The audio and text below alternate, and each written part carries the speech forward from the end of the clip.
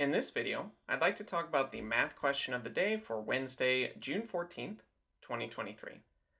And with this problem, we need to figure out the value of x in this figure. So we need to find this missing angle here.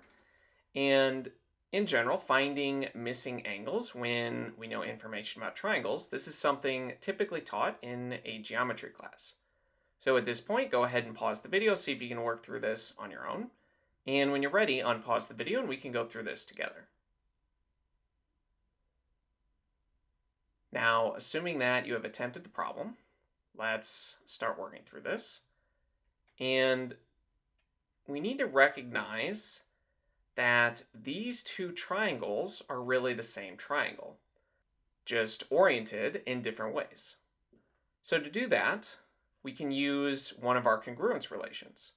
And just to remind you, we can use side, side, side. If the triangles have all equal sides, we can use this relationship that proves that the two triangles are congruent. We could use side, angle, side.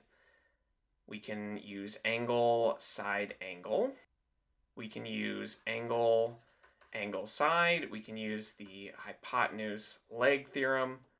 But we do need to be careful since some of these orderings of the letters do not work. For instance, angle, angle, angle, that would prove that they're similar triangles, but they're not necessarily the same size. Likewise, if we have SSA, this will not prove congruence either, but this is, hypotenuse leg is actually a special case of this where you have a right angle, and in that case it would work.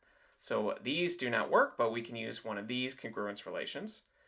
So looking at our figure, let's just denote what is equal. And we can see that they share this side length of 4.8. We can see they share a side of 3.1. And from here we need to consider the angles. But notice that we have a vertical angle. This angle right here is vertical to this angle 53, meaning that these are the same. So we can mark that this is a 53-degree angle.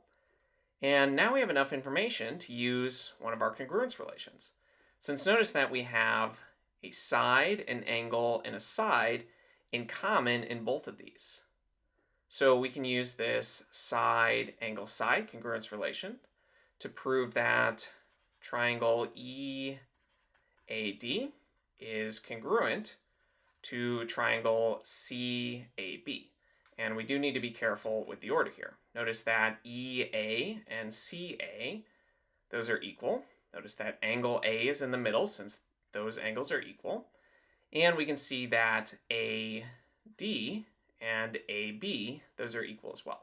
So the order is important when you write that two triangles are congruent to each other. But now that we know they're congruent, we can compare the other angles. Since notice that D and B must be equal. So this angle here and this one here, these are equal angles. And we can say that this is also 86 degrees. And now we have two angles in this triangle, and we know that the angles in a triangle add up to 180 degrees.